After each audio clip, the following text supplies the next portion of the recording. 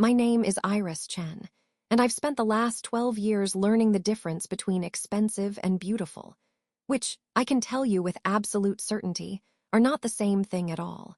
It's Monday morning, the first week of October, and I'm sitting in my studio in the Wynwood Arts District with a cup of coffee that cost $6, which seems excessive, but which I've justified to myself by acknowledging that this particular coffee shop sources their beans ethically from a cooperative in Guatemala and employs 3 former foster youth as baristas. So really, I'm not just buying coffee, I'm supporting a social enterprise, and that's worth the premium pricing. My studio is located in a converted warehouse space that I share with 2 other small businesses, a photographer and a graphic designer. The walls are exposed brick, the ceilings are high, and the natural light is exactly the kind of light that makes design work look its best. I've designed the space obsessively, which is what you do when you're an interior designer and you have a workspace that's also your showroom, your office, and the primary place where potential clients will first experience your work. Color palette. Soft grays and warm whites, with strategic pops of deep teal that suggest sophistication and creativity without screaming, "I'm a designer." The furniture is a mix of contemporary and mid-century modern. The art on the walls is from local artists whose work I genuinely love and who probably wouldn't be here if I hadn't given them their first gallery space, which is to say, I believe in supporting emerging artists, and also it makes my studio look excellent.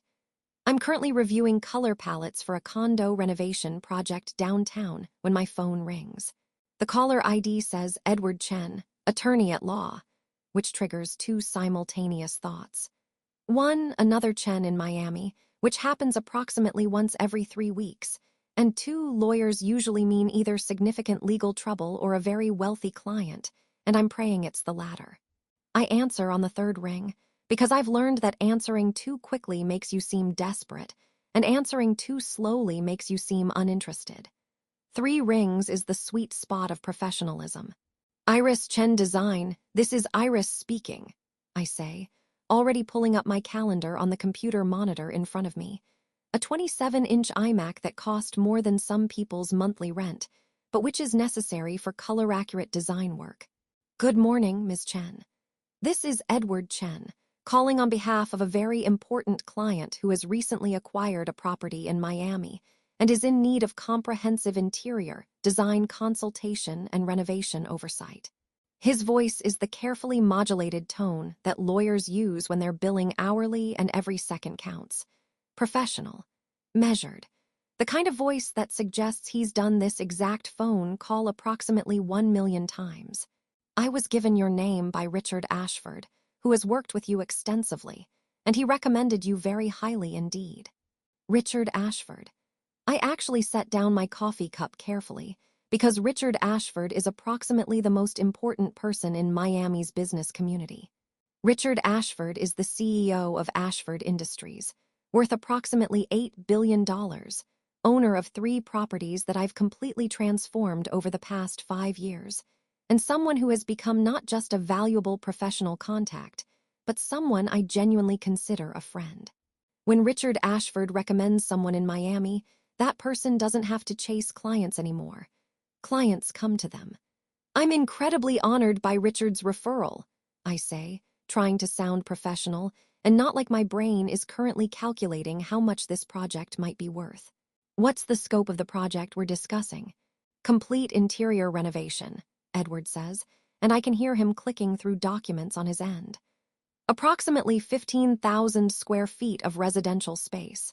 The client has recently acquired a property in the Coral Ridge area and wishes to have it completely redesigned and renovated. The client is prepared to allocate $500,000 for design and renovation services, which I'm informed should give you considerable flexibility with materials and furnishing selections. Additionally, the client is interested in having you present on site during the renovation process for daily consultation and oversight. He's prepared to offer an additional $50,000 for a 3-month consulting period, beginning immediately upon hire. I actually have to set down my coffee cup again, because $50,000 for 3 months of on-site consultation is, well, That's $16,666 per month. That's more than some of my junior staff members make annually. That's the kind of money that could allow me to hire another full-time designer, or upgrade my software and equipment, or finally take that research trip to Marrakesh that I've been promising myself for 3 years. That's an extraordinarily generous offer, I say carefully, trying to sound professional and not like I'm calculating how this money could change my studio's trajectory. May I ask who the client is and what he's looking for in terms of aesthetic direction? The client's name is Dominic Carrera. He's a businessman in the import-export sector. As for aesthetic direction, he's indicated that he wants the space to reflect his personal style and his professional standing, but he hasn't been specific about particular aesthetics. He's asked that you develop preliminary proposals based on your professional assessment of the space. He'd like to meet with you this Thursday at noon to review those proposals and discuss the project in detail. Thursday is 4 days away. I can have preliminary proposals done. I can definitely have preliminary proposals done.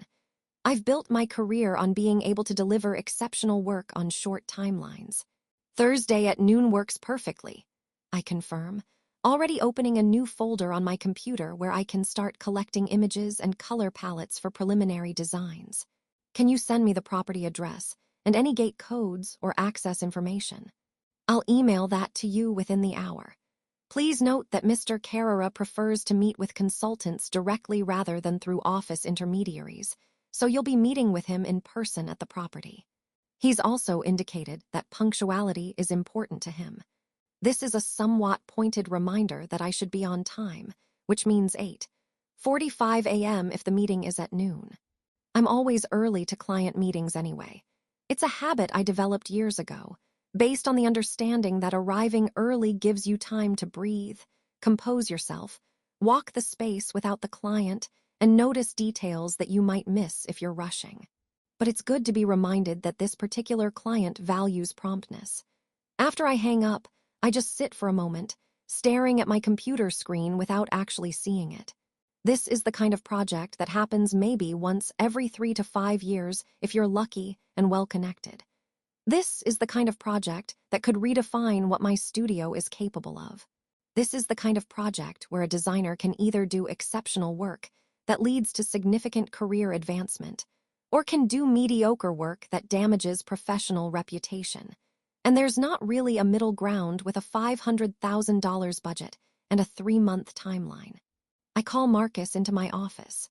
Marcus is my lead designer, 32 years old, with an MFA in interior design from Parsons School of Design, and an intuitive sense for color and space that took me approximately 10 years to develop through trial and error. He's been with me for 4 years now, and he's become not just an employee but a creative partner and genuine friend. He's the person who understands my design philosophy well enough to execute it even when I'm not directly involved in a project. I need you to take the lead on the downtown condo project, I tell him as he sits down across from my desk. I've just been offered a significant new client. Full renovation, 15,000 square feet, 3-month timeline, and full-time on-site consultation. I need to dedicate my attention there.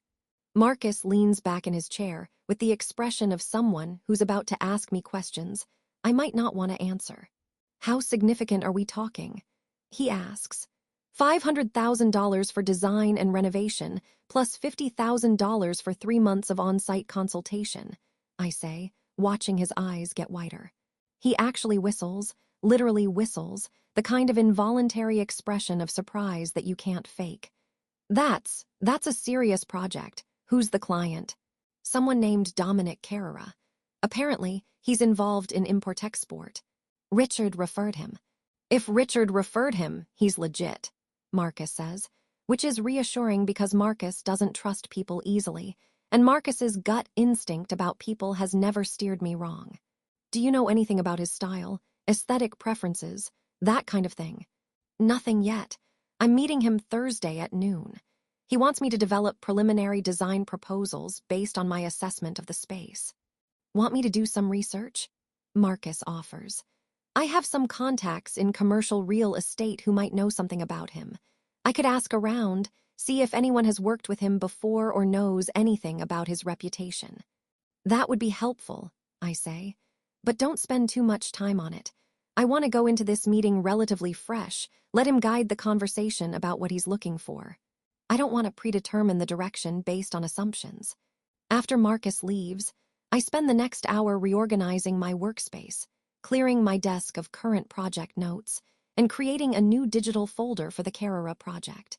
I also create a physical inspiration board, a large piece of foam core where I'll pin inspiration images, color palettes, and fabric swatches as I develop ideas. I don't technically need to do any of this until after I've met with the client and confirmed the project. But I do it anyway because I'm anxious in the way that you get anxious before something important. Not nervous that it will go badly, but aware that the next few days might significantly change the trajectory of my career, and by extension, my life. By Wednesday evening, I've talked myself into and out of this project approximately 17 times. I've convinced myself that it's going to be amazing, and then I've convinced myself that I'm not experienced enough for such a significant project despite my portfolio and my client list and my proven track record. Then I've convinced myself that Richard would never refer me to someone if I wasn't capable of doing excellent work. Then I've convinced myself that I'm going to say something stupid in the meeting and completely blow my chances. Then I've convinced myself that I'm being ridiculous and that I'm absolutely capable of this work.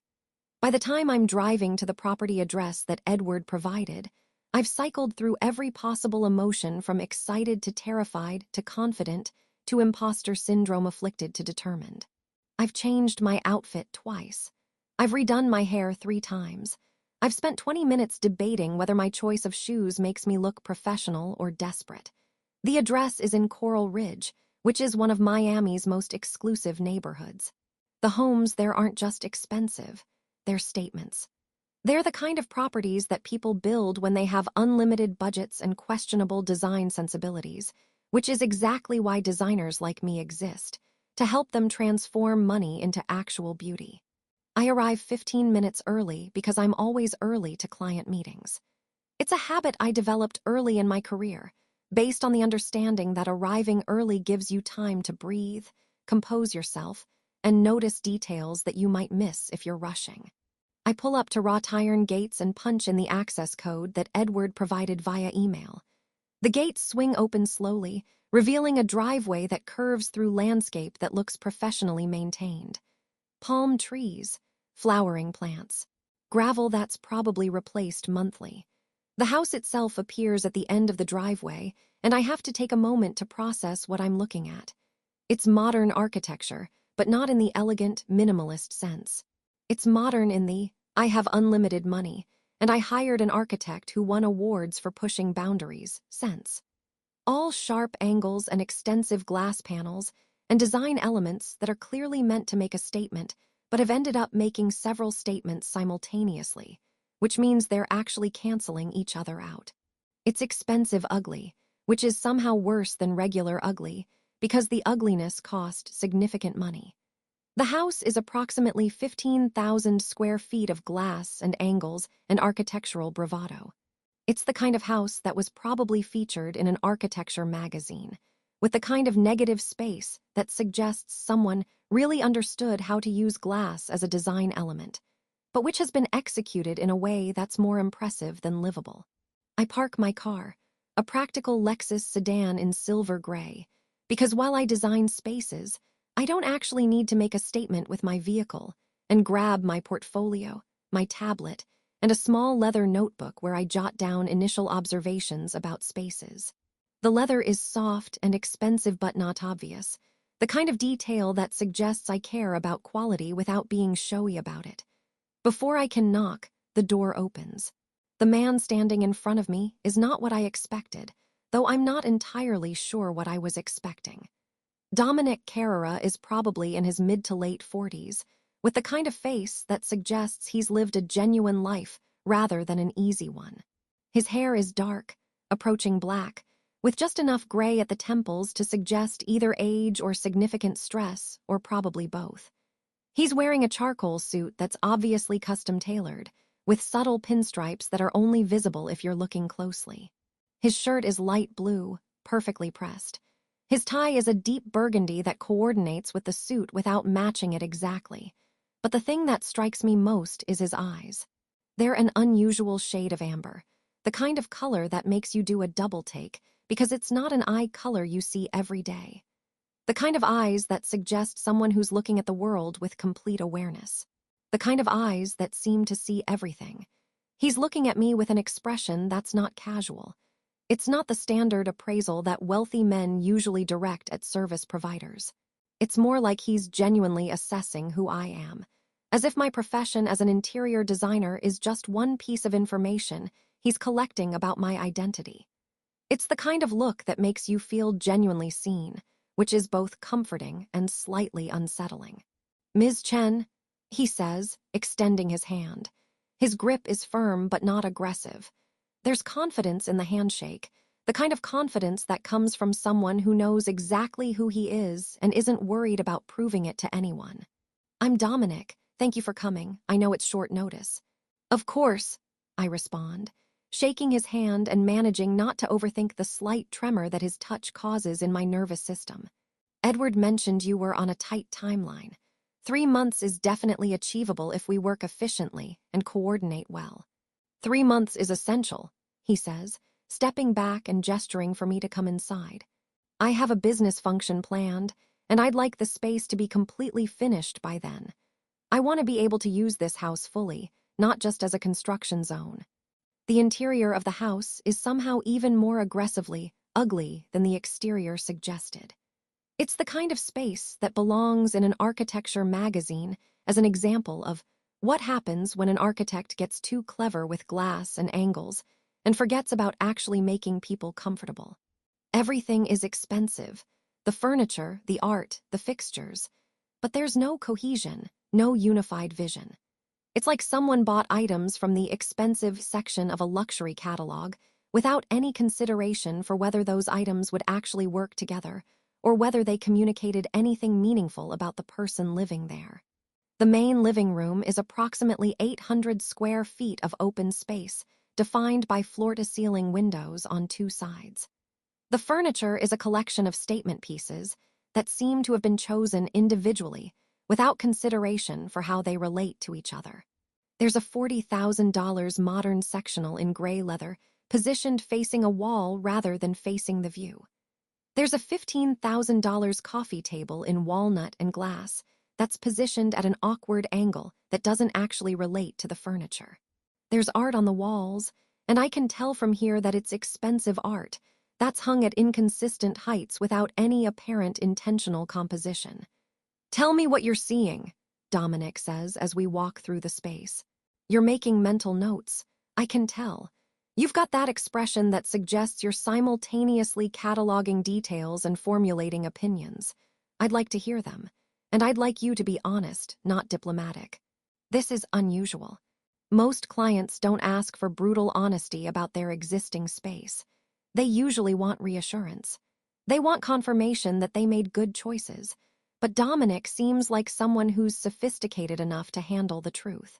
The space is clearly very expensive," I say carefully, because honesty without tact is just cruelty, which I appreciate because it means quality materials and real investment. But there's no visual coherence. The color palette is all neutral, grays, blacks, whites, which can work beautifully if it's done intentionally, with clear reasoning. But this feels more like the space was designed without a unifying vision. Each room was decorated separately, without considering how they connect to each other or what they communicate about the person living here. "So the solution is to create a unifying vision," he says, and there's something in his tone that suggests this is exactly what he wanted to hear. "The solution is to understand what you actually want this space to express," I correct. "Once I understand the message you want to send with your home, not to anyone else, but to yourself, then I can create a design that communicates that message clearly and consistently. A home should reflect who you are, not who you think you should be."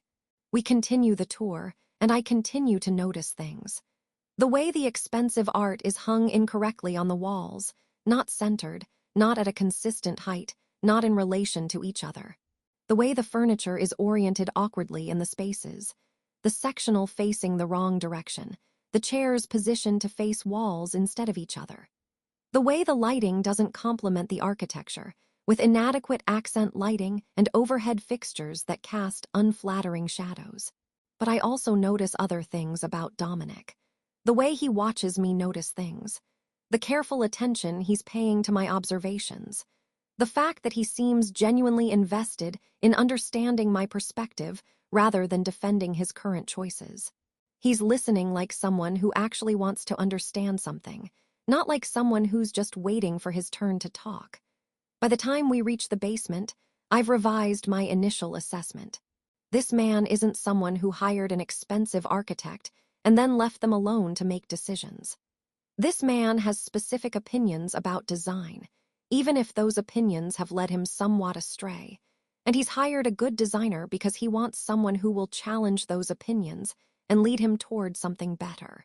And then we get to the basement. There's a vault door.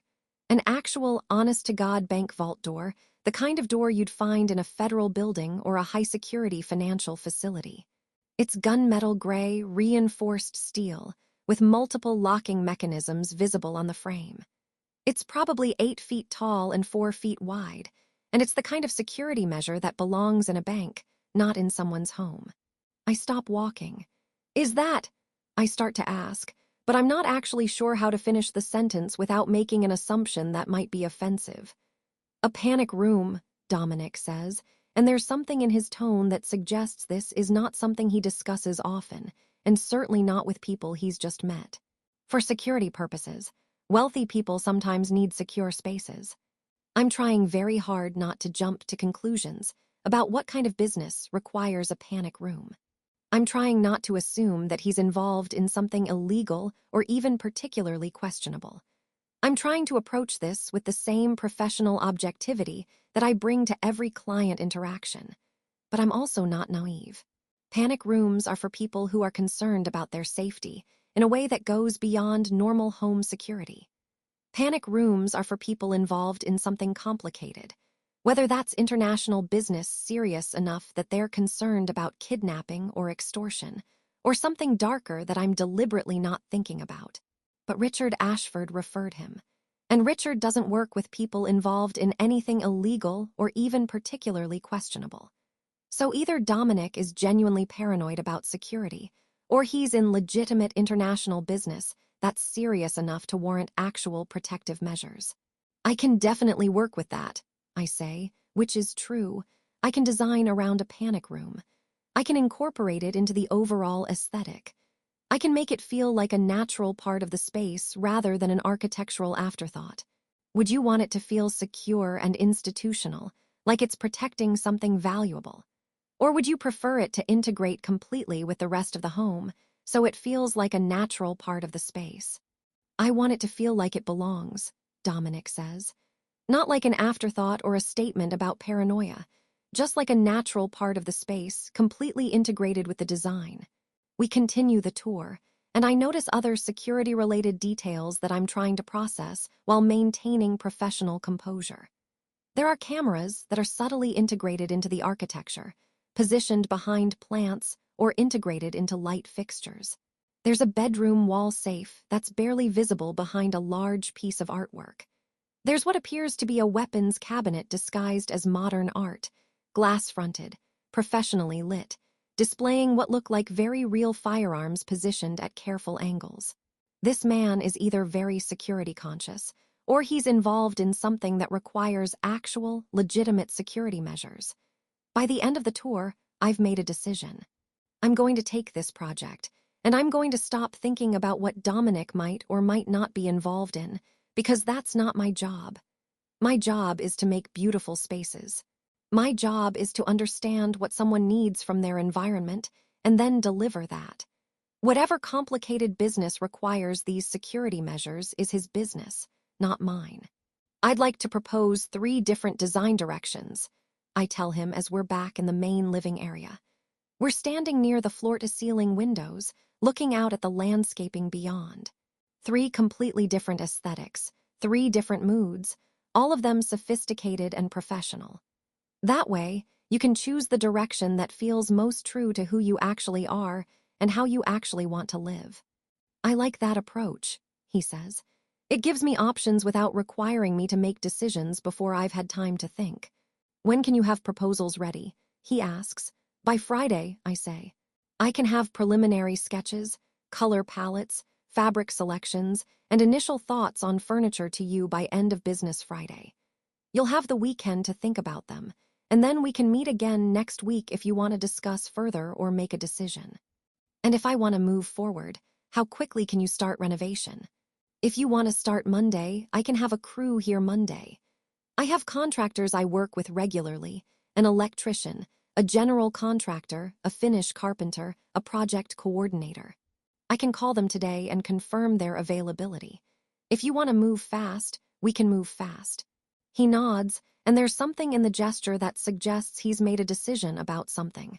Maybe about me, maybe about the project, maybe about whether he can trust me with something important. I'll review your proposals, he says.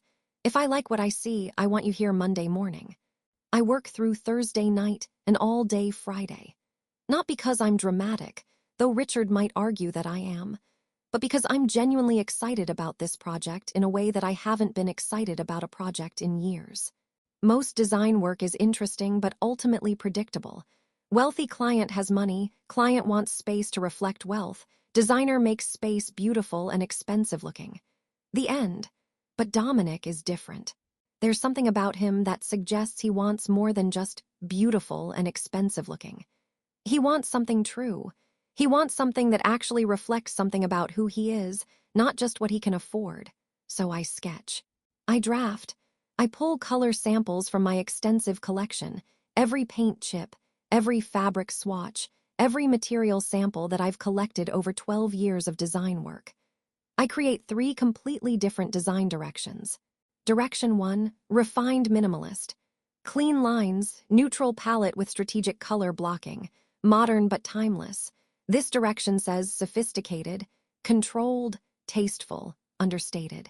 It's the safe choice, the direction that's hardest to get wrong because restraint is almost always elegant. It's the direction that would appeal to someone who wants to make a statement through absence rather than through presence. Direction 2. Global eclectic. Deep jewel tones, emeralds, sapphires, rich burgundies, deep teals, mixed with global textiles and art.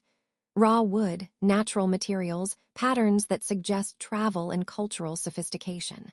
This direction says traveled, cultured, interesting, adventurous. It's riskier because if executed poorly, it's chaotic, but if executed well, it's absolutely stunning. It's the direction for someone who's comfortable with visual complexity and who doesn't need everything explained or obviously coordinated. Direction 3, something I haven't given an official name to yet, but which I'm calling dangerous elegance in my notes. It combines masculine strength with sensual curves. Dark wood, gold hardware, statement lighting that creates interesting shadows depending on the time of day. It uses deep colors, charcoal, dark emerald, deep bronze, paired with warm metallics. It's bold without being aggressive, elegant without being precious. It says powerful, intentional, comfortable in your own skin, genuine rather than performed. It's the direction for someone who understands power and isn't worried about proving it. By Friday morning, I'm running on approximately 2 hours of sleep and half a bottle of coffee. My assistant, Sophie, who handles the administrative side of the business with exceptional competence, is looking at me with an expression that can only be described as concerned. You look like you haven't slept, she observes, which is accurate. I haven't, but I have 3 complete design proposals ready for Dominic Carrera, so my sleep deprivation is justified by the results. I respond, adjusting my ponytail and trying not to look like I'm running on desperation and caffeine and the kind of creative energy that comes from being genuinely excited about a project. Please send these to Edward Chen's email address with a note that Mr. Carrera can review them at his convenience and contact me if he has any questions or would like to schedule a follow-up meeting. Sophie takes the portfolio that I've assembled, 3 separate physical presentations, each one approximately 10 pages long, with sketches, color palettes, fabric and material samples, furniture selections, lighting plans, and explanatory notes about the design philosophy behind each direction. Professional, polished, exactly what a $500,000 client deserves. The email response comes back within an hour. Mr. Carrera has reviewed your proposals, Edward's message reads. He would like to hire you for Direction 3, Dangerous Elegance. He wants to begin work Monday morning. He's prepared to move forward with all terms as previously discussed. $500,000 for design and renovation, $50,000 for 3 months of on-site consultation, beginning immediately. Additionally, Mr. Carrera has asked if you would be available for dinner tomorrow evening to discuss project specifics, timeline, and any questions you might have regarding the space or his expectations. He'll be dining at Juvia at 7 p.m., and he's asked if you could join him. Dinner with the client to discuss the project. This is normal. Professional clients often take their designers to dinner to discuss significant projects. It's a business meal. It's networking. It's an opportunity to discuss design philosophy and project goals in a more relaxed setting than a formal office would allow. It's also just me and Dominic at dinner, which suddenly feels like something other than just a business meal. But I push that thought away immediately, because I don't have time for personal complications with a client, even if that client is attractive in a way that makes me slightly distracted when I'm around him. Even if his amber eyes make me think about things that have nothing to do with interior design. Even if the way he listens when I talk makes me feel genuinely understood in a way that's unusual and slightly disorienting. Tell Mr. Carrera I'd be happy to join him at Juvia tomorrow at 7 p.m., I tell Sophie. And book me an appointment with my hair and makeup person for tomorrow at 4 p.m. If I'm having dinner with a client to discuss a significant project, I want to look like I've slept in this century. Saturday afternoon, I'm having my hair styled. Just a blown-out wave that makes me look effortlessly polished without appearing like I've tried too hard. And my makeup touched up by someone named Carlos, who has been my beauty person for 3 years, and who knows me well enough to understand that I want to look professional and put together, not like I'm trying too hard. This is a date, Carlos says as he's applying my makeup with the precision of someone who actually knows what he's doing. He's using warm browns and soft golds, colors that complement my skin tone without being dramatic. It's a business dinner, I correct, watching him in the mirror as he lines my eyes with brown liner that makes the color more prominent. My eyes are dark brown, almost black, with the kind of depth that makeup artists always seem to love working with. With a man who makes you smile when you talk about him, Carlos adds, blending the liner with practiced precision. That's a date. It's networking, I insist, but even I can hear the lack of conviction in my voice. With someone you clearly find attractive, Carlos continues, now applying eyeshadow in a soft neutral that makes my eyes look bigger and brighter. A man who asked you to dinner specifically. That's a date. I'm a professional, I say, which is true. I am a professional. I don't let personal feelings interfere with work. I certainly don't let attraction interfere with client relationships. I've built my entire career on maintaining those boundaries. But I spend an additional 20 minutes choosing an outfit, settling on a silk blouse in a soft cream that coordinates with my skin tone, tailored pants in a charcoal gray that suggests sophistication, and a blazer in the same charcoal that hits exactly right at the hip. I change my jewelry 3 times, finally settling on simple gold hoops and a delicate gold bracelet that was my grandmother's. I spend 20 minutes debating whether my choice of restaurant shoes, black heels that are elegant but not too formal, makes me look sophisticated or like I'm trying too hard. By the time I'm driving to Juvia, I'm aware that I'm doing something I don't usually do. I'm thinking about whether I look good for someone other than myself. I'm thinking about how Dominic will see me when I walk into the restaurant. I'm thinking about whether he'll notice that I've put effort into my appearance, which is a sign that this dinner is, in fact, something other than just a business dinner, regardless of what I'm telling myself. Juvia is one of my favorite restaurants in Miami. The design is impeccable, which is why I love it, because I spend half my time at restaurants analyzing their design choices and mentally redesigning them. The fusion of Latin, Asian, and African cuisines is genuinely innovative, and the atmosphere is sophisticated without being pretentious. I arrive exactly 5 minutes early, which is on brand for me, and the hostess recognizes me and shows me to a table in the corner that has a clear view of both the kitchen and the restaurant entrance. Dominic arrives exactly at 7 p.m., which tells me something about him. He's punctual, respectful of other people's time, and doesn't believe in making dramatic late entrances. He's changed from the business suit he was wearing when I met him. He's wearing a charcoal sweater with a subtle pattern, dark jeans that probably cost more than my entire outfit, and he somehow looks simultaneously more relaxed and more devastating. His hair is slightly damp, like he's just showered. The amber of his eyes is even more striking in this light. I'm trying very hard not to notice the way his eyes catch the light when he smiles. I'm trying very hard to maintain professional composure. I'm trying very hard not to think about the fact that this dinner feels like something other than a business meeting. "Thank you for meeting me," he says, sitting across from me. "I wanted to discuss the project in a less formal setting. I find that I think more clearly about what I actually want when I'm not in an office environment." We order wine, a Spanish Rioja that the sommelier recommends, and we order food that arrives in courses. The food is approximately delicious, which is exactly what you expect from a restaurant like Juvia, but I'm not entirely focused on the food. I'm focused on Dominic, on the way he listens when I talk, on the way he makes eye contact, on the way he seems genuinely interested in understanding not just what I'm saying, but why I'm saying it. "Tell me about Direction 3, he says, after we've ordered but before the food arrives. "The dangerous elegance direction. What made you design something like that? It's not the safe choice. It's not the minimalist choice. It's bold. It's intentional. It's the kind of design that only works if the person living in the space is comfortable with power and doesn't need to announce it." "I spent the time you gave me thinking about who you are," I tell him honestly, because apparently I'm at the point where I'm willing to be vulnerable with Dominic in a way that I'm not usually vulnerable with clients.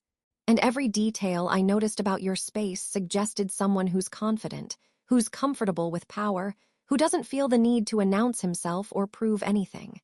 The panic room, the security measures, the expensive furniture that's positioned awkwardly because no one thought about actually living in the space. All of that suggested someone who's powerful enough to not need to perform for anyone. Direction 1 would have been safe. Direction 2 would have been sophisticated and interesting. But Direction 3 felt true. Like you're not performing for anyone.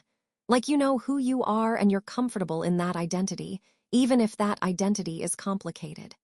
He's quiet for a moment, and then he says something that stays with me. "I think you see me more clearly than anyone has seen me in a very long time." Monday morning arrives with the kind of chaotic energy that only happens when you're starting a comprehensive renovation with a professional crew, multiple vendors delivering materials, and the complicated logistics of coordinating construction in a space that's currently occupied by its owner. I've contracted with 4 people I've worked with before. Jorge, an electrician who specializes in modern lighting systems and who understands how to integrate smart home technology with design aesthetics. David, a general contractor who can manage the overall timeline and coordinate between different trades. Michael, a Finnish carpenter who understands high-end cabinetry and custom woodwork. And Keisha, a project coordinator who will manage the day-to-day details and make sure we stay on schedule. I arrive at 7:30 a.m. before the crew arrives to walk the space one more time and finalize the daily plan. I'm carrying multiple color swatches, paint samples, and lighting specifications. I'm mentally reviewing the first week's tasks, preparing the walls for painting, installing the new electrical systems that will accommodate the new lighting design, measuring for custom cabinetry, beginning to remove existing furniture that won't be incorporated into the new design. Dominic is there at 7:45 a.m. with coffee for everyone and what appears to be genuine interest in the process. There are 4 large thermoses of high-quality coffee, and he's arranged pastries from a bakery that I recognize as one of my favorites. This level of attention to detail, remembering that it's important to feed your crew, making sure they're comfortable, tells me something about how Dominic treats people. I want to understand how this works, he tells me as we're discussing the renovation timeline in the living room, standing near the floor-to-ceiling windows where the morning light is streaming in. I want to know why you make certain choices. I want to be involved, but I want to make sure I'm not interfering with your process. I don't want to be the client who questions every decision and second guesses the professional he's hired. So we develop a system. Every morning at 8:30 a.m., before the crew arrives, Dominic and I spend 30 minutes discussing the day's work. I explain what we're doing, why we're doing it, what decisions we're making. He asks questions, thoughtful questions that suggest he's genuinely trying to understand the design philosophy rather than just being curious. He offers thoughts when they're relevant, but he makes it clear that he trusts my expertise and he's not going to second-guess my choices or waste time on decisions that are ultimately design decisions rather than major structural decisions. This is ideal. This is the kind of client relationship that every designer dreams of. It's respectful without being distant. It's involved without being controlling. It's collaborative without being compromising. By the end of the first week, the main living room is completely transformed. The walls are primed and ready for the first coat of paint, a deep emerald that I've chosen carefully from approximately 400 different green samples. It's the kind of green that's simultaneously sophisticated and sensual. It's the kind of green that suggests someone who's confident enough to surround themselves with color rather than hiding in neutrality. The lighting is installed, a combination of statement fixtures that provide visual interest and integrated ambient lighting that creates interesting shadows depending on the time of day. The fixtures are brass and blackened steel, materials that suggest both warmth and strength. Jorge has configured the electrical system to accommodate smart home technology, meaning that the lighting can be adjusted throughout the day to respond to natural light and to create different moods depending on the time of day and the activities happening in the space. The furniture hasn't been delivered yet.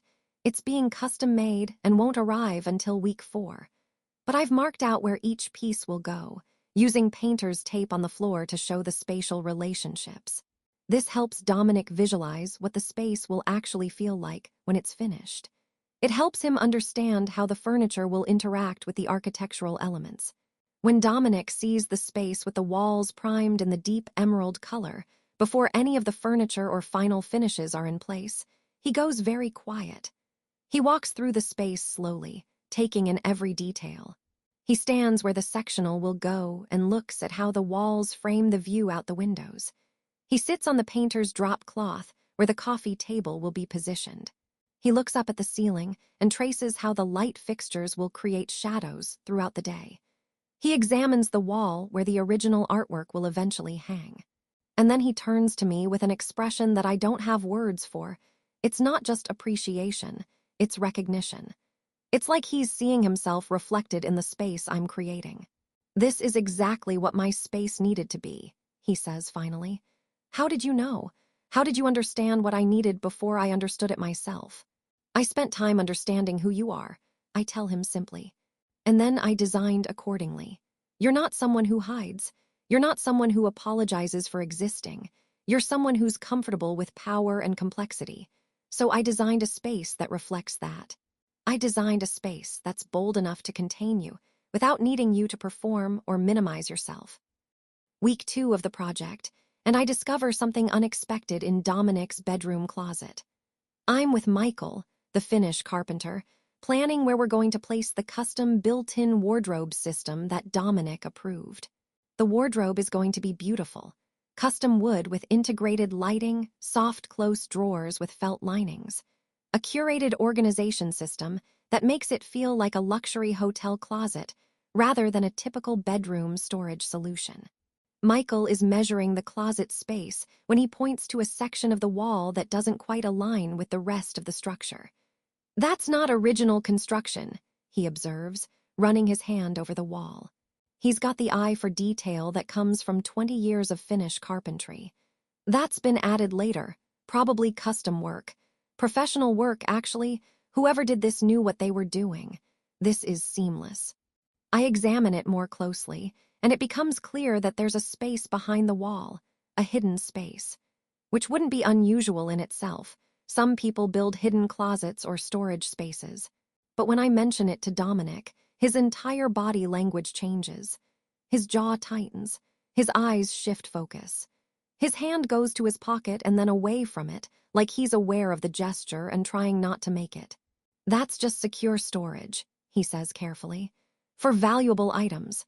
Some people keep jewelry there or important documents or things that need to be protected from theft." "What kind of valuable items?" I ask, which is probably more direct than I should be, but we've spent enough time together over the past 2 weeks that I feel like I can ask direct questions. I feel like I've earned the right to directness.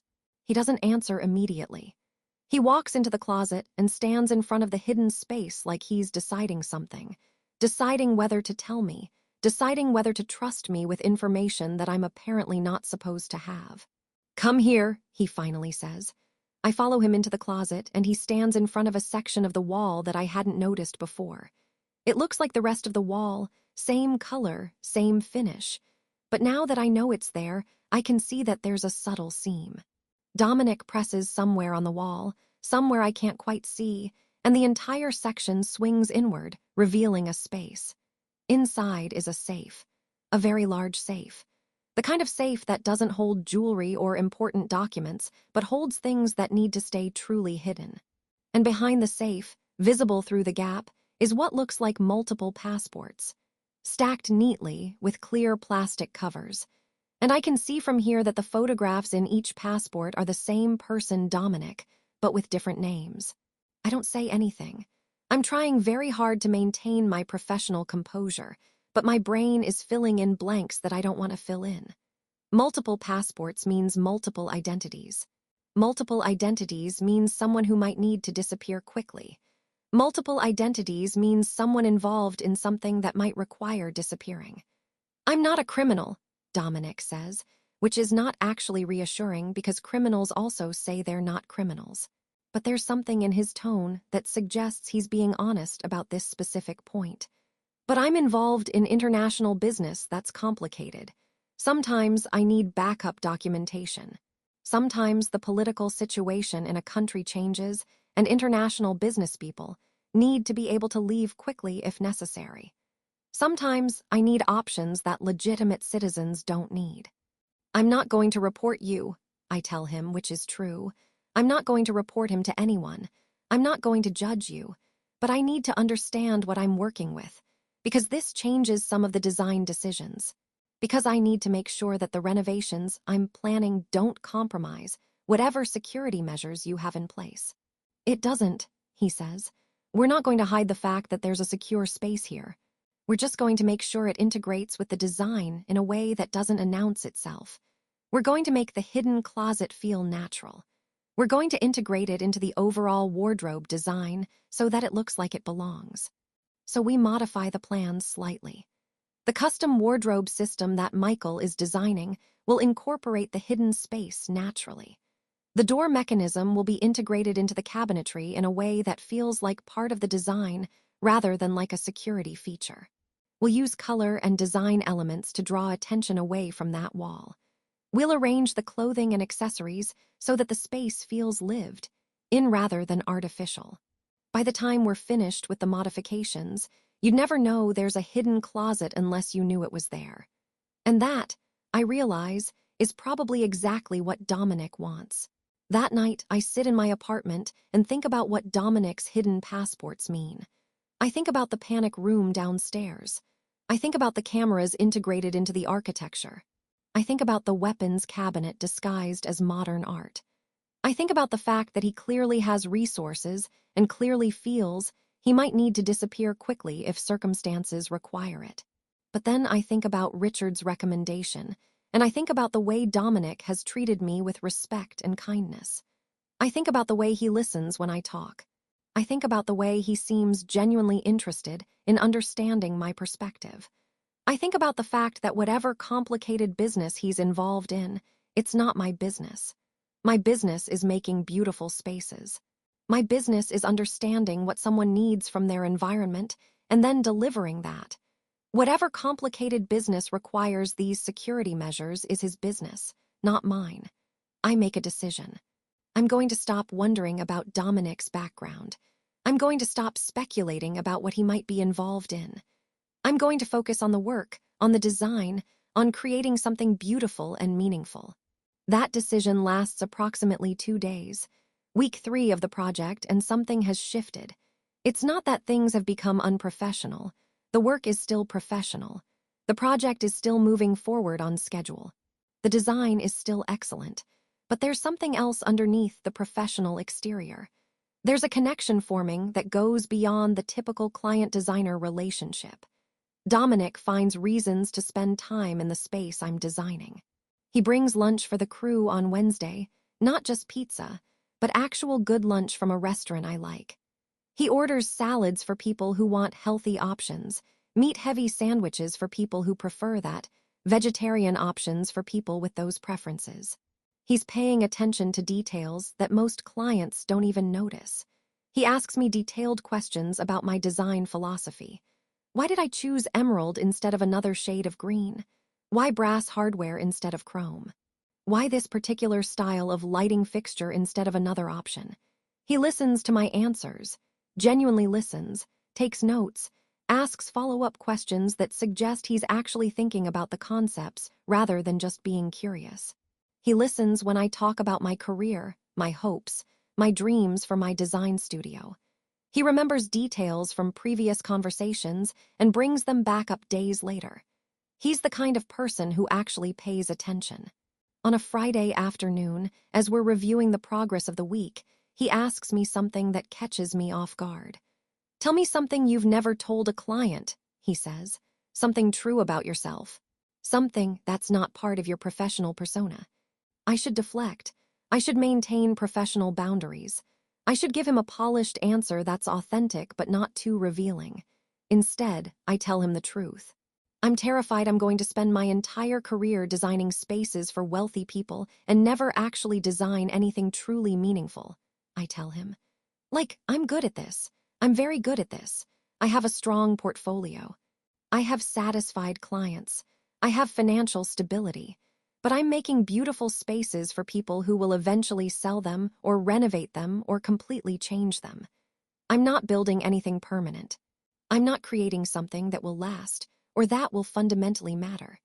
He's quiet for a moment, and then he asks something that makes me reconsider everything. Is permanence what you want? He asks. Is that actually your goal? To create something that lasts forever unchanged? Or is the meaning more about the moment of creation? The moment when you understand what someone needs and you provide it. I think I want to know that something I created mattered, I tell him. Not just that it was beautiful, but that it actually changed something for someone, that it made their life better or more meaningful. He's quiet for a longer moment, and then he says something that stays with me for days. This space matters to me, not because it's beautiful, though it is beautiful, but because you designed it. Because you understood what I needed this space to be, even when I didn't understand it myself. Because you looked at me and saw someone who deserved a space that reflected who he actually is rather than who he thought he should be. That's meaningful. That changed something for me. Week 8 of the project, and everything changes. It's a Thursday morning, and I'm at Dominic's house reviewing the final details of the kitchen renovation when federal agents show up with warrants. Multiple agents. Serious agents. The kind of agents who don't smile and who have badges that they display with the kind of authority that suggests this isn't their first investigation. I'm standing in the kitchen with Keisha, my project coordinator, reviewing the timeline for the final cabinet installations.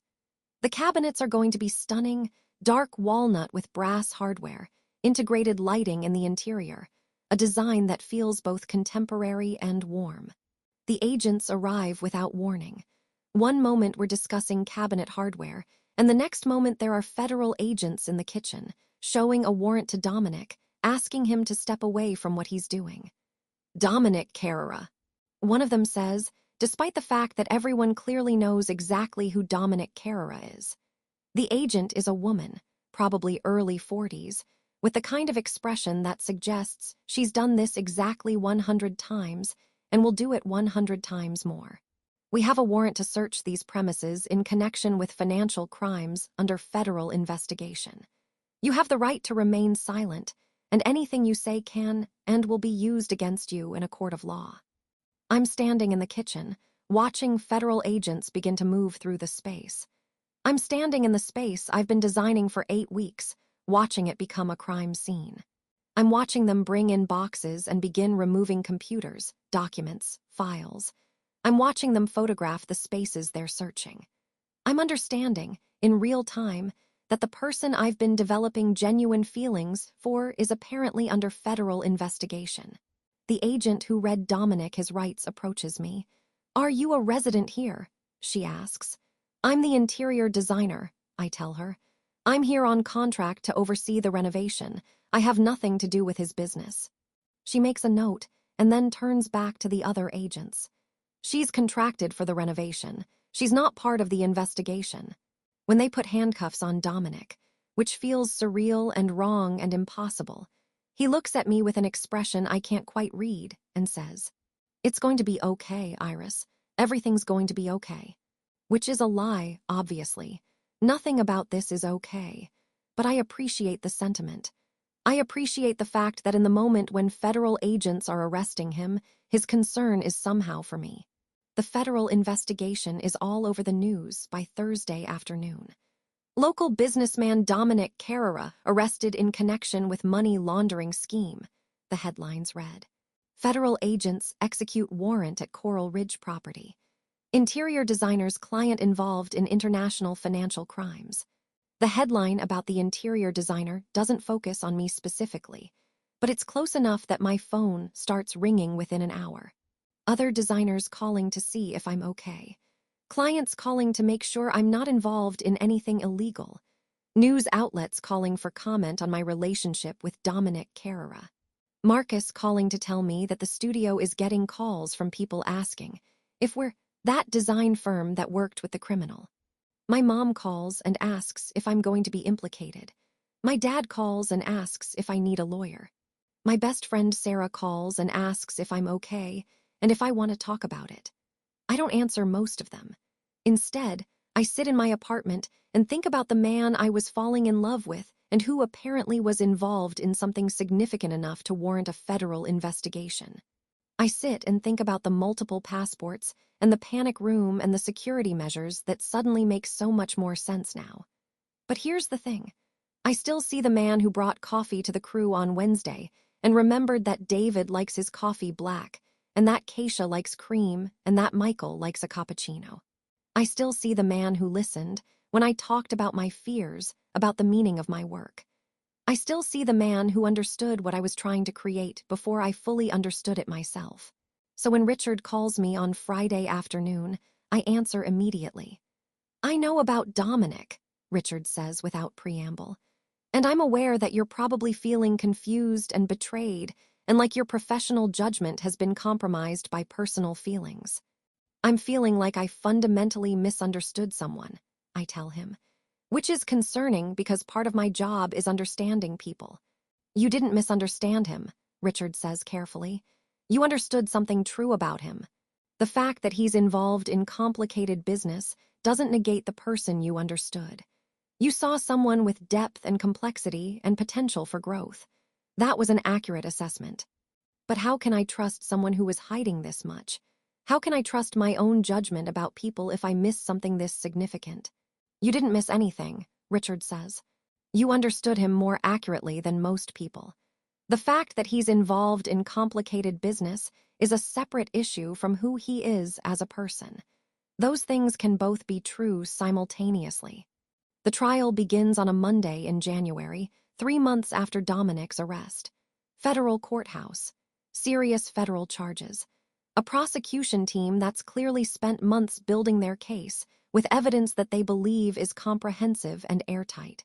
And Dominic, sitting at the defense table in a suit that probably costs more than most people's monthly salary, looking like someone who's internally processed the reality of his situation and has made peace with whatever comes next. The charges are extensive. Money laundering across multiple jurisdictions. facilitating financial transactions designed to obscure the origins of illicit funds, conspiracy to violate federal banking regulations. The list goes on. Each charge carries potential prison time. Combined, they suggest that Dominic is looking at significant incarceration if convicted. I attend the trial because I need to understand.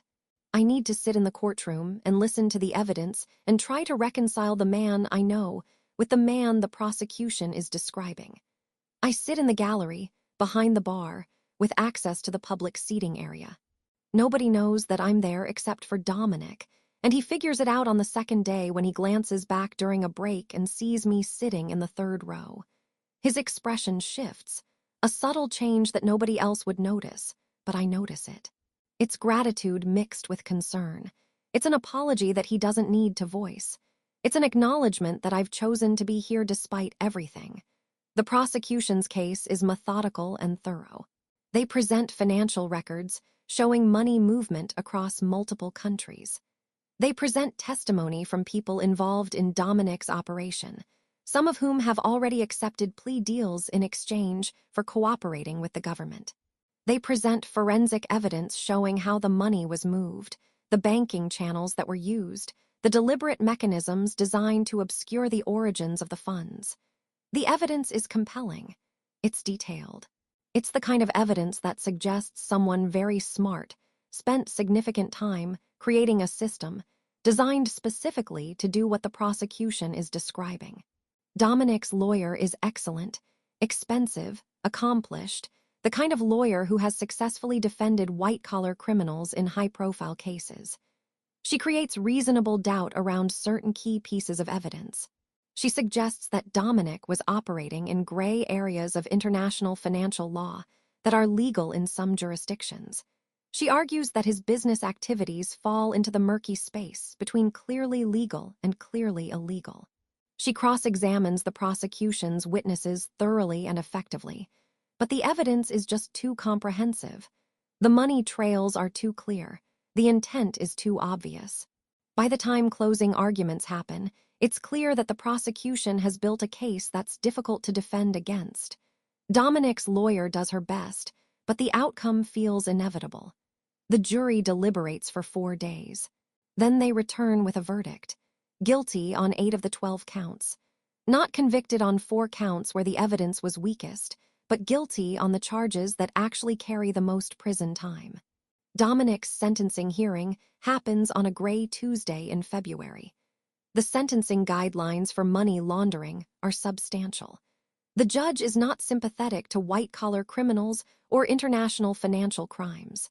The prosecution has recommended a sentence of 15 to 20 years. Dominic's lawyer has requested a sentence of 8 to 10 years, arguing that Dominic's cooperation with the court and his lack of prior criminal history should be considered mitigating factors. The judge is not convinced by the defense's arguments. You have engaged in systematic, intentional violations of federal banking regulations, the judge says, her voice carrying the weight of federal authority. You have deliberately designed and implemented systems specifically calculated to obscure the origins of large sums of money. You have shown no remorse for your actions, and you have demonstrated a sophisticated understanding of how to evade legal consequences. This court has no choice but to impose a substantial sentence. Dominic Carrera, you are hereby sentenced to 15 years in federal prison. 15 years. It's not the maximum possible sentence, but it's a significant sentence. It's a sentence that means Dominic will be 49 years old when he's eligible for release. It's a sentence that means a decade and a half of his life will be spent incarcerated. As he's being led away from the courtroom, he looks back toward the gallery where I'm sitting. Our eyes meet for just a moment, and in that moment, I see everything. The regret, the acceptance, the understanding that he's going to spend the next 15 years paying for his choices. I stay in the courtroom after everyone leaves, just sitting in the gallery, trying to process what I've just witnessed. I visit Dominic in federal prison for the first time on a Saturday afternoon, 3 weeks after his sentencing. The federal prison is approximately 2 hours from Miami, located in a rural area that feels removed from civilization. The visiting room is depressing in the way that all prison visiting rooms are depressing. Fluorescent lights, plastic furniture, the pervasive sense of confinement and regulation. Dominic looks different in the prison uniform, tan khaki pants and a tan shirt that makes him look smaller somehow, less commanding. But his eyes are the same, still amber, still alert, still containing the intelligence that first attracted me to him. "You shouldn't be here," he tells me through the plexiglass barrier, speaking into the phone that connects us across a divide that might as well be miles. "You should move on with your life. You should find someone who isn't a federal inmate. You should not spend your time visiting someone who's going to be incarcerated for the next decade and a half." "I'm here because I want to be," I tell him. "Because I care about you. Because I don't believe that prison changes who you are as a person." "It will change me," he says. "Prison changes everyone. 15 years in federal prison will change me in ways that neither of us can anticipate right now." "Then I want to know who you become," I tell him. "I want to be part of that transformation." He cries, which is the first time I've ever seen him cry, and it breaks something in me. I visit Dominic every weekend for 4 years. I watch him adapt to incarceration. I watch him develop routines. I watch him participate in prison education programs. I watch him become a mentor to other inmates. I watch him read extensively, philosophy, history, literature. I watch him become someone who's genuinely engaged with the question of who he wants to become after his release. In his letters, he writes about the books he's reading. He writes about the people he's meeting. He writes about his growing understanding that the life he was living before his arrest was ultimately unfulfilling, and that imprisonment, as terrible as it is, has given him time to think about what actually matters. He writes, "I've spent 40 years building an empire that was built on the suffering of other people. I've spent 40 years not thinking about the consequences of my actions.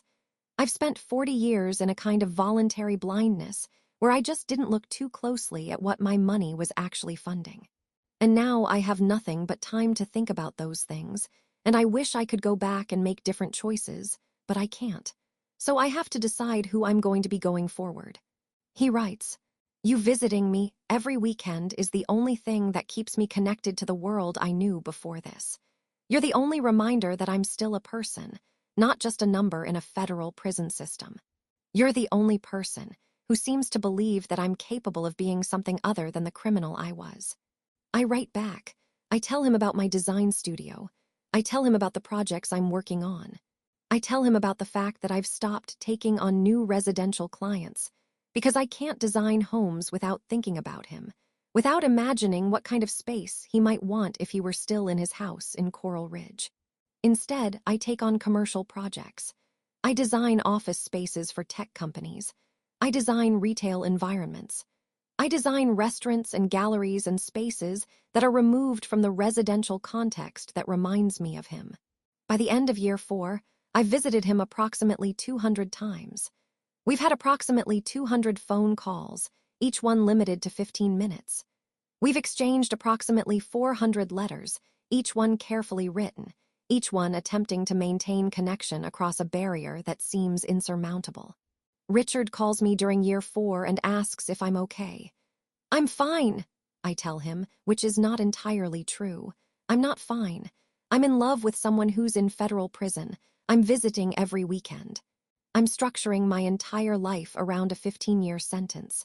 I'm making choices that my friends and family think are completely irrational. "You're allowed to move on," Richard tells me. "You're allowed to have a life that doesn't revolve around someone who's incarcerated. You're allowed to date other people, to build relationships, to move forward."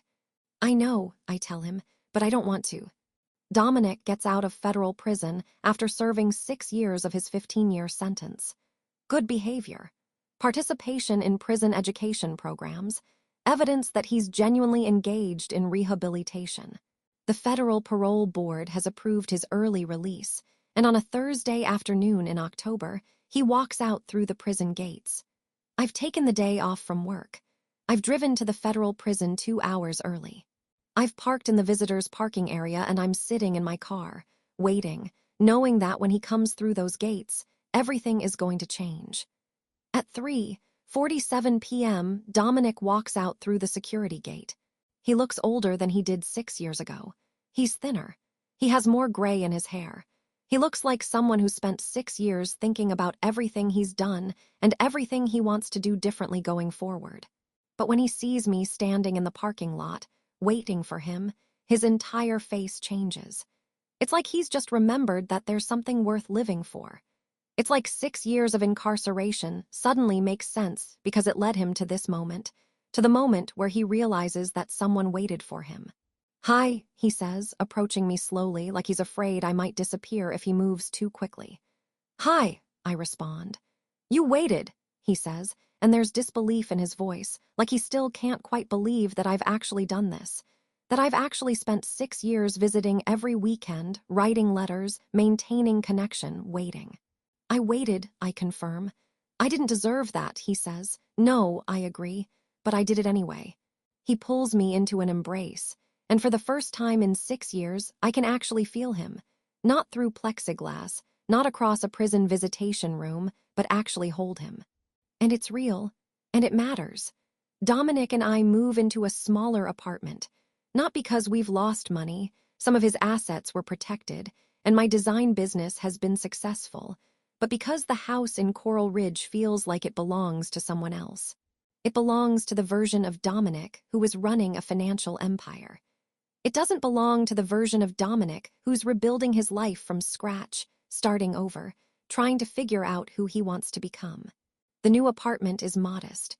2 bedrooms, 1 bathroom, a small living room, a kitchen that's adequate but not fancy.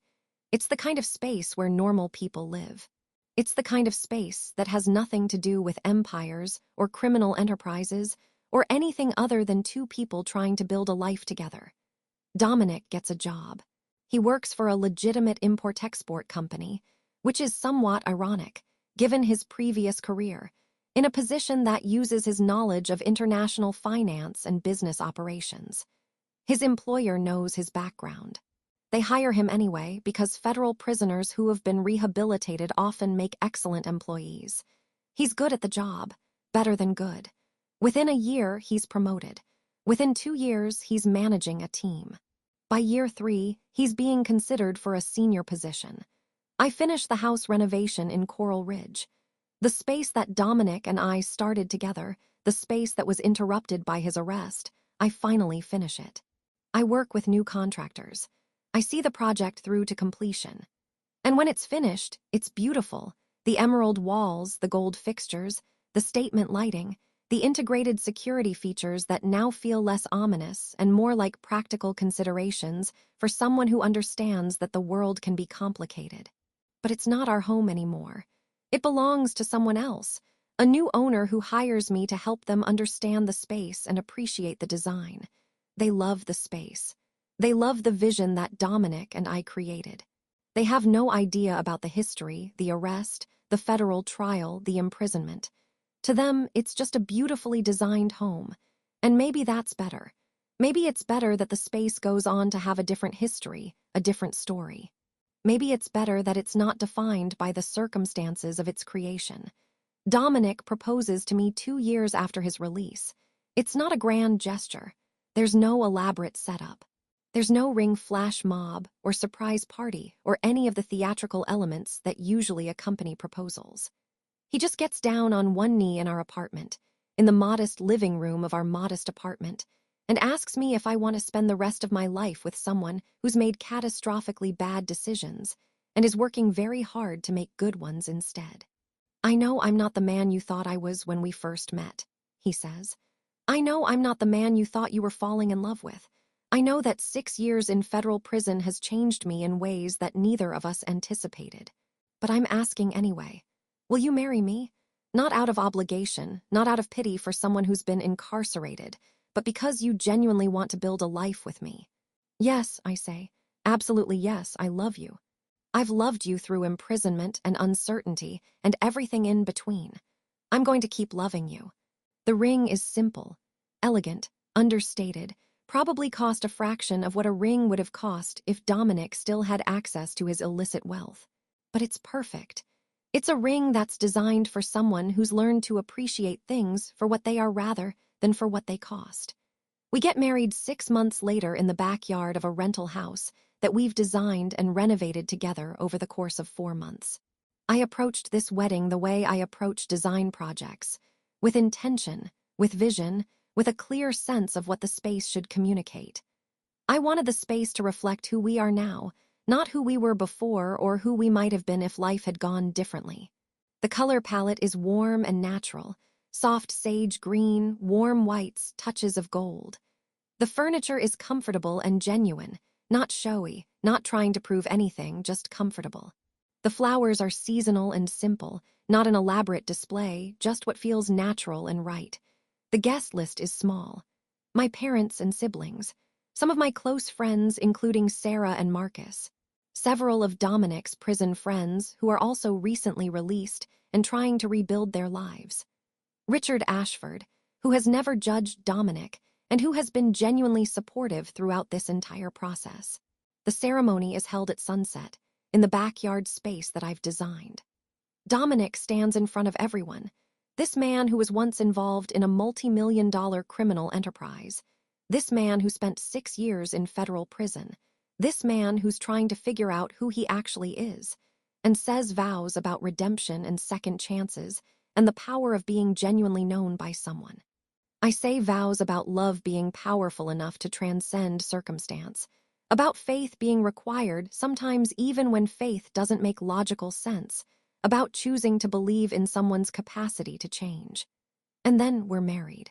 And it's real, and it matters. We decide to have a child 2 years after we get married.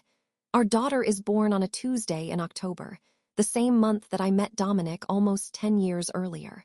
She's perfect in the way that all newborns are perfect, but there's something more about her, something that suggests she's going to be extraordinary in her own way.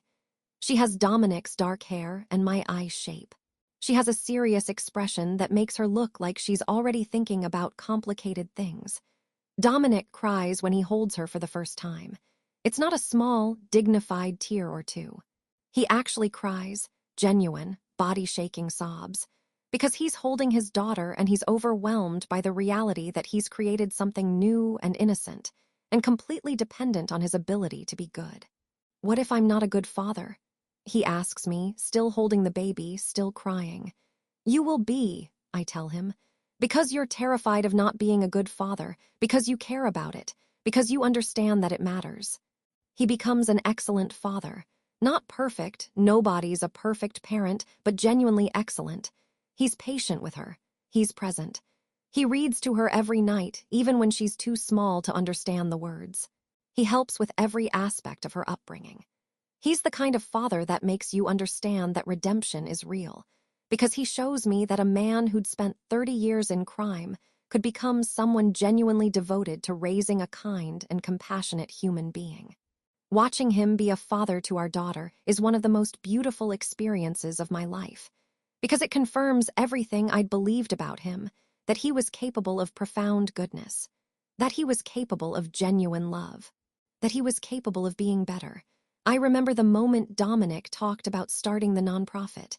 We were sitting on our back porch, and he said something like, I want to help other people who are getting out of prison. I want to use my experience to help them navigate reintegration.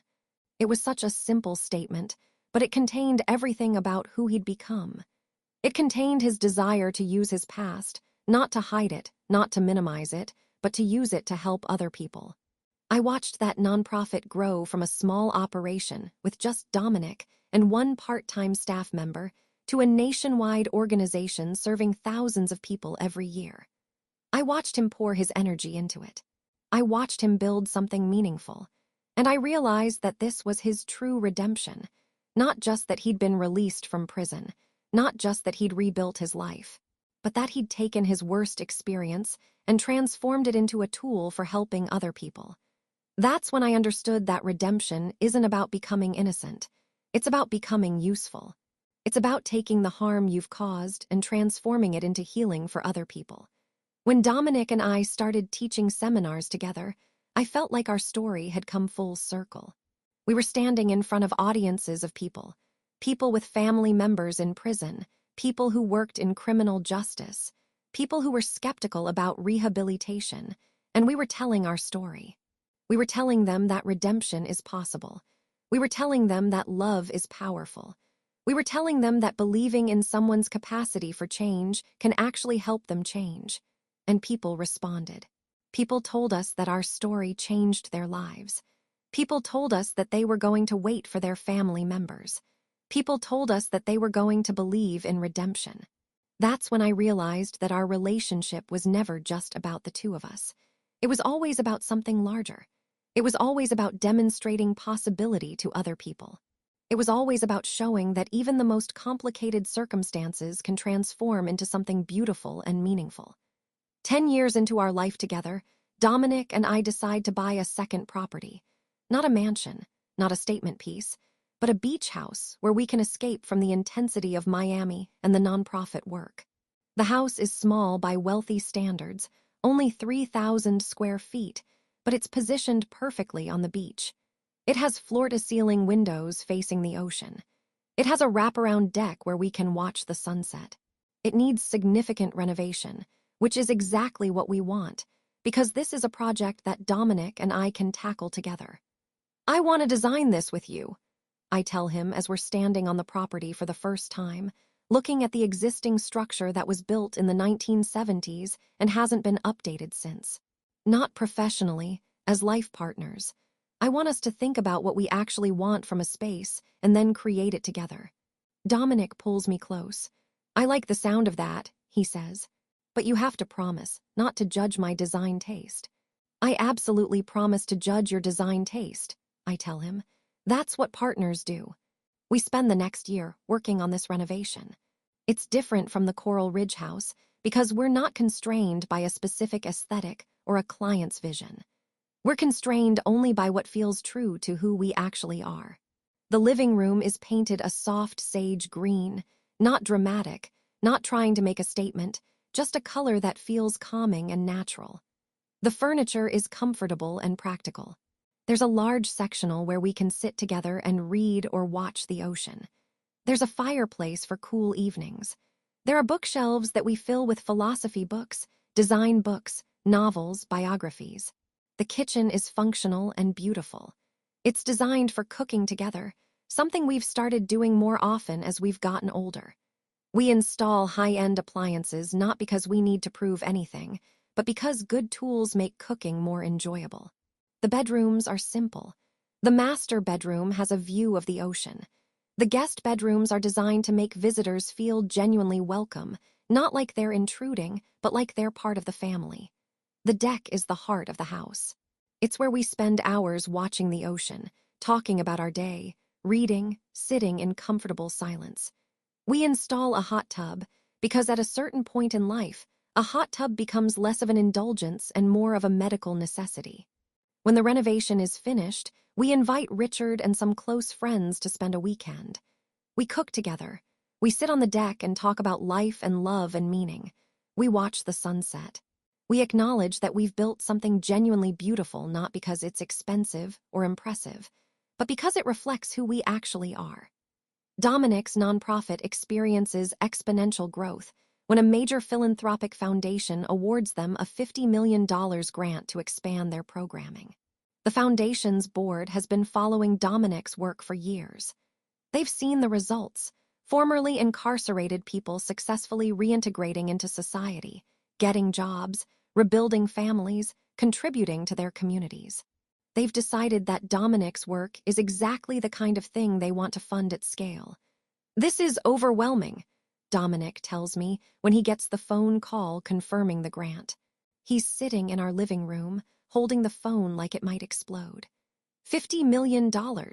That's more money than I've ever handled in my life, even when I was involved in my criminal enterprise. You're going to use it to help people, I tell him. You're going to expand your programming to reach more people. You're going to train more staff. You're going to do good work. What if I mess it up? He asks. What if I have this much funding, and I don't use it wisely? Then you'll learn and adapt and do better, I tell him.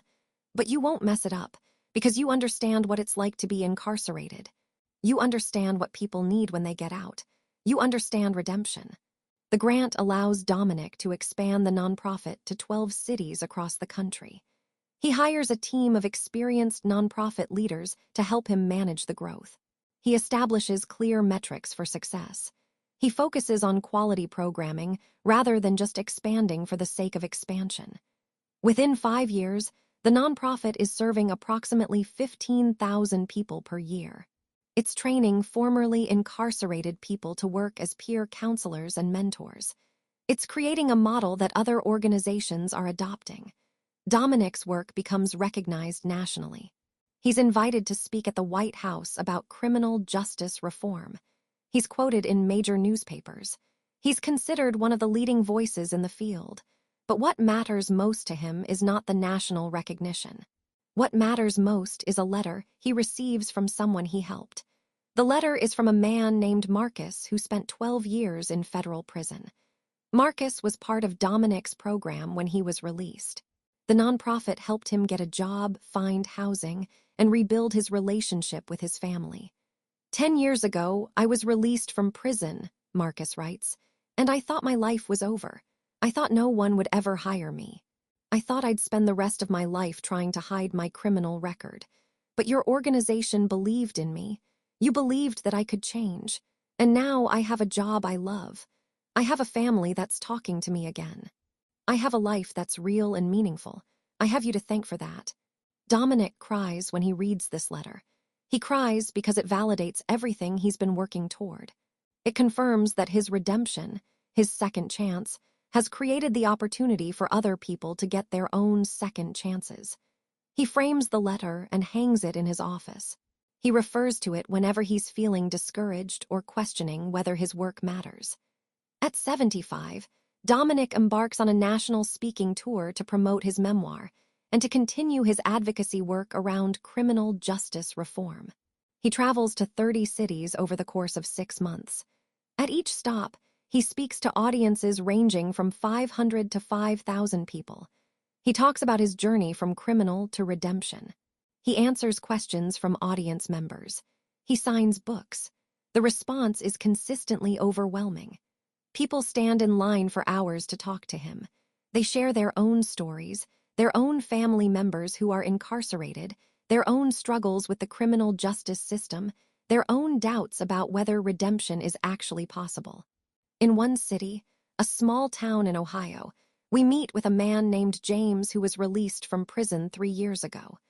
James found the nonprofit and participated in the job training program. He's now employed as a skilled tradesman. He's rebuilt his relationship with his daughter. He's engaged to be married. "Mr. Carrera saved my life," James tells Dominic, shaking his hand firmly. "I was going to go back. I was going to end up right back in prison. But your organization believed in me when I didn't believe in myself." Dominic looks moved by this. He puts his hand on James's shoulder. "You saved your own life," Dominic tells him. "I just gave you the tools and the support. You did the actual work. You made the actual changes." "Maybe," James says, "but I wouldn't have even tried without your organization. Without knowing that people believed redemption was possible for someone like me."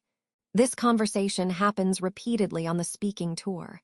In different forms with different people, but the same essential message: belief matters, support matters. Creating the conditions for transformation matters. By the end of the speaking tour, Dominic is exhausted but fulfilled. He's met with approximately 50,000 people across 30 cities. He's spoken about redemption and second chances and human capacity for change. He's heard hundreds of stories about how the nonprofit has changed people's lives. And he tells me one night, sitting in a hotel room in the final city on the tour, "I've spent my life running from my past, and now I've spent the last 6 months running toward it, telling my story, helping other people understand that change is possible. And I realize that this running toward it is what actually heals me. This is what transforms the harm I caused into something meaningful." Our grandchildren, now 8 and 10, our daughter having married and started her own family, are becoming interested in their grandfather's work in more sophisticated ways. The girl, who's 10, asks to attend one of Dominic's speaking engagements. He's hesitant at first. He doesn't know if it's appropriate for a child to hear about his criminal past and his imprisonment in such a public way. But she asks again, and he agrees. Watching her in the audience as he tells his story is emotional for him. He sees her listening intently, taking notes, asking questions during the Q&A session. Afterward, she tells him, "Grandpa, I want to do what you do. I want to help people who are in prison. I want to tell people that they can change." "You're only 10, he tells her gently. "You have so much time to figure out what you want to do." "I know," she says, "but I want to help people like you do." Similarly, our grandson is fascinated with design. He starts asking me detailed questions about why I made certain choices in spaces. He asks about color theory and furniture arrangement and lighting design. I start bringing him to some of my design consultations. He watches as I interview clients about their needs and their lives. He watches as I develop design proposals. He's beginning to understand that design is not just about making beautiful things, it's about understanding people and creating spaces that serve them. These grandchildren are the future. They're growing up understanding that their grandfather was a person who made terrible choices and spent the rest of his life trying to fix them. They're growing up understanding that redemption is possible.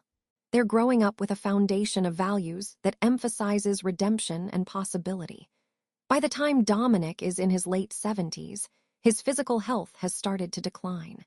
He's diagnosed with early-stage Parkinson's disease, which means that his mobility will gradually decline. Some of his physical capabilities will diminish, and he's entering a phase of his life where he'll have to accept limitations and adapt to change. "I've spent my entire life trying to control my circumstances," he tells me when we first get the diagnosis. "I tried to control my criminal enterprise. I tried to control people around me. Even after I got out of prison, I was trying to control my redemption narrative. And now I'm facing something I can't control." "You can control how you respond to it," I tell him. "You can control how you adapt. You can control what you do with the time you have left." We start making adjustments. We modify our house to make it more accessible. We hire a health aide to help with things that become difficult as the Parkinson's progresses. We continue to travel less, to spend more time at the beach house. But Dominic doesn't let the diagnosis stop him from living. He continues to speak when he's able. He continues to write. He continues to be present with our family. He continues to find meaning in his life. His approach to the illness inspires everyone around him. Our grandchildren ask him questions about what Parkinson's is and what it means. He answers them honestly, without minimizing the challenges, but also without catastrophizing. "Your body is going to change," he tells them. "It's going to do things I don't want it to do, but my mind is still here. My heart is still here. I'm still your grandfather, and I'm still going to love you, and I'm still going to be part of your life." Over the next 2 years, Dominic adapts to his changing physical capabilities. He uses a cane, which he jokes about constantly. "I'm a 78-year-old man with a cane," he says. "I've finally achieved the look I've been working toward my entire life." His tremor becomes more pronounced, which makes writing and typing more difficult. So he starts dictating his thoughts to a voice recorder. He starts giving more interviews, more talks, because speaking is easier than writing at this point in his life. I adapt as well. I become more involved in managing our household. I take on more of the physical tasks. I become more of his caregiver, though we try not to think of it in those terms. We try to think of it as us adapting together to a new reality. Our relationship deepens during this time.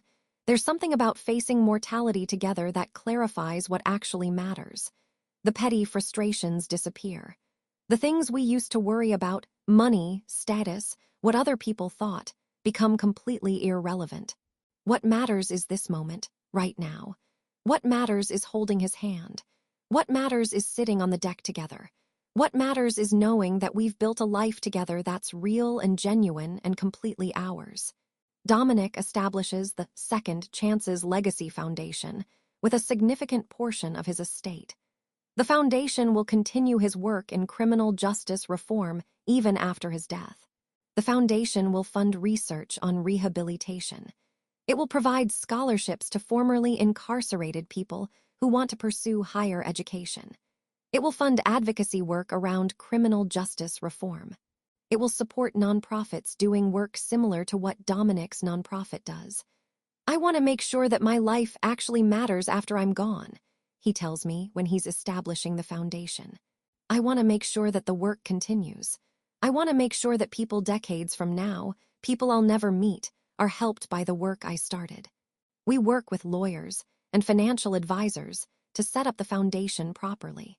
We establish a board of directors who will oversee the foundation's work. We create clear guidelines for how the money will be distributed. It's practical work, but it's also deeply emotional. Because setting up a legacy foundation is essentially preparing for your own death.